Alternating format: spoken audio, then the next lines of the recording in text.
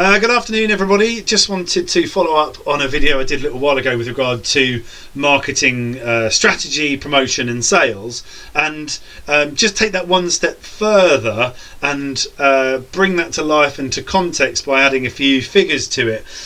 This is born out of an advert I saw recently on LinkedIn or Facebook, I think it was, with regards to a marketing agency saying they've got a 7-step process or a 7-day process to 10xing your lead generation, which is a great message. Of course it is, and I'm not necessarily attacking or defending that company or that message or the tactics they employ. That's not what I'm trying to do here. I'm more about making sure that the tactics that we employ, and that is a tactic that we can employ, are actually leading us towards the overall success that we're looking for from our sales and marketing efforts. Because no business has ever actually just needed leads. That's top end of funnel, if you will. And so no business wants leads, they actually want sales. And actually, do they want sales? They want revenue. We're not talking about profit here, we're talking about revenue. So we'll probably come to profit later on in this series of videos. But ultimately, the processes that we need to employ need to ensure that we're hitting and making sure that we're hitting those goals that we've set out. Like I say, they're usually linked to revenue or bums on seats, not necessarily just frontline lead generation. So don't wrap yourself in the security blanket that is volume all the time. Yes, lead generation is important, of course it is, but is it the be all and end all? There are many ways to skin a cat here. I spoke to a company recently who wanted to achieve 15% growth in revenue, and they suggested that they were going to go and employ a marketing agency, that they were going to charge £1,500, £2,000 a month. They were going to go and pay for some more leads, and they'd end up paying whatever it is, £30 to £50 a lead.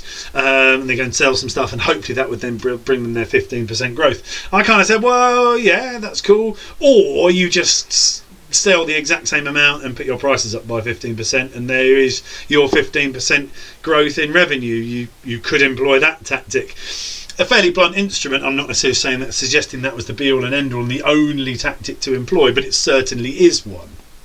So like I say, it's just important that we make sure that we consider what happens and how that influences the outcomes that we want to achieve. So if we were to go and 10x our leads, for instance, well, could we manage that number of leads? Could we manage the number of sales that comes from that potential increase in leads? Would we be able to work them through our pipeline effectively, or would we see a drop in our conversion rate? So there are lots and lots of different things that need to happen. So just dumping more stuff in the top of the funnel isn't necessarily going to provide you the outcome that you need. So be sure on your outcome and be sure of those steps that work within the sales and marketing process. So if you think about it, well, I could go from 10 to 100 leads and I convert them at 10%.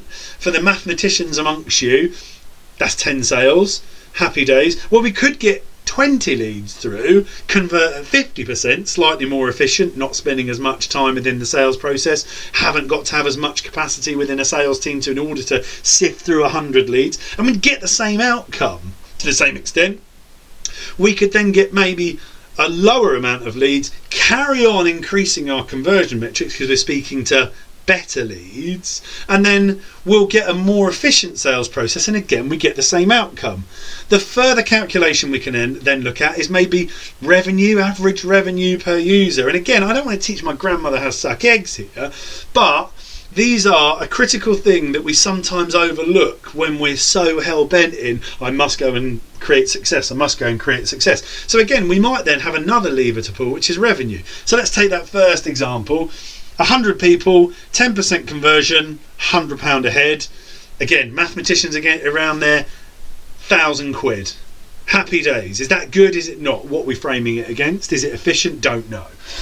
We could then go, okay, well, we could spend a little bit less on marketing, get 20 leads through, but they're of better quality. Team gets a good opportunity to serve those leads as best they properly can. We get a 50% conversion. We still get our 10 sales. but we've articulated a slightly different bit of value. We've put our prices up by 25 quid. Then we've got 1,250 quid in the bank.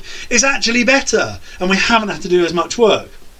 And so, like I say, there are levers that we can pull, and it sounds really easy, but we forget it. So what I've done is I've put together a kind of sheet which just kind of does this calculation for you, so you can have a play around with the numbers. So when you are thinking about sales, marketing tactics, all those sorts of things, you might want to hang some numbers on it and go, right, what are my conversion metrics? What are my average revenue? And is it actually getting to where I want to get to with regard to my corporate goals? The likelihood is no one's ever turned around and said, go and 10x my leads. No one ever wants you to do that. What they want to do is go and 10x me my revenue.